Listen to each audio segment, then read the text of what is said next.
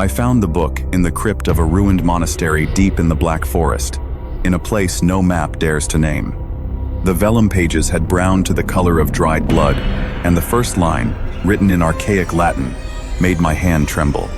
He who reads these footprints in the mud has already been marked by the kobold. I should have closed it. I didn't. It was October, and I'd come to this corner of Western Europe, chasing rumors, old farmers' tales of a coven that still gathered beneath the oldest oaks, and of a creature smaller than a child but stronger than a wolf, one that lived in the roots and the mine shafts and the wet places where light never reached. The locals called it Kobold. They said it long ago and quietly, the way you say a name you don't want to summon twice. The innkeeper in the last village warned me before I left. Don't follow the small footprints in the bog, he said. They walk backward. They are not for finding the creature. They are for the creature to find you. I laughed then. I don't laugh now. The 15th century manuscript I held was a forester's grimoire, part survival guide, part warning, written by a man who clearly hadn't survived. It described in obsessive, shaking script how to identify a kobold's tracks in marsh mud, three-toed, splayed wide like a crow's foot, but deeper on the heel than any animal that size should press. The ink described how the prints always curved toward the nearest standing water, never away from it, as if the creature were herding something or someone toward the dark. That night, in the hollow beneath the monastery's broken bell tower, I heard it, a wet, dragging footstep. Then another. I followed the sound with my torch, and there, in the mud at the forest's edge, I saw them, the exact prints from the manuscript. Three-toed, splayed, pressed deep at the heel, curving toward a black pool ringed with dead reeds. The book explained what came next, and I read it by torchlight, with my back against a tree, too afraid to look away from the page. The kobold, it said, was not born of nature, but of betrayal, a guardian spirit twisted into something cruel after a coven of forest witches broke an ancient pact centuries ago. The witches had once protected these woods, trading offerings of grain and blood for the kobold's loyalty as a sentinel against trespassers.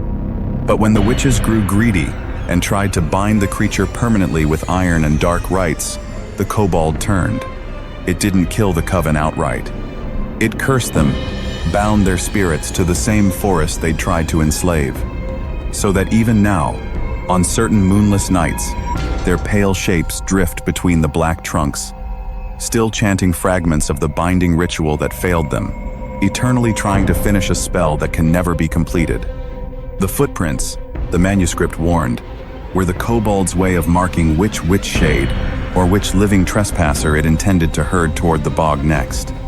Once you'd seen the tracks clearly, by the old law, you were already counted among the watched. I closed the book and turned to leave, and that's when I saw the witches.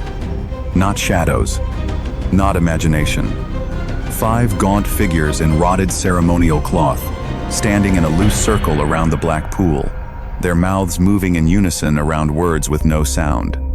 And between them, low to the ground, 2 amber eyes caught my torchlight. The kobold wasn't hunting me. It was guarding them, keeping the cursed coven contained within the pool's perimeter, exactly as the manuscript had failed to mention. The footprints weren't a threat. They were a fence. I had walked straight into the one place the creature was trying to keep something in. The witches turned toward me as one.